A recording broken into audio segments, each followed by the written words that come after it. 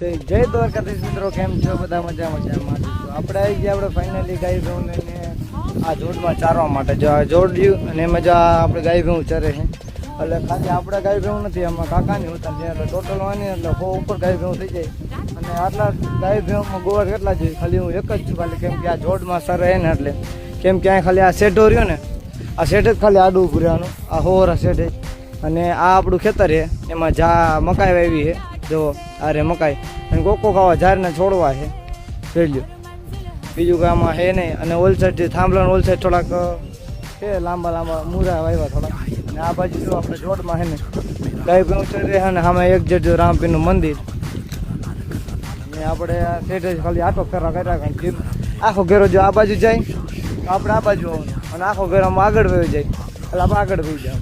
એટલે ટૂંકમાં ગાય ભેંસ એકલો ખાલી કાપી આટલામાં એમાં આડું ફીરે, બાકી સીમમાં ગયા એટલે અલગ અલગ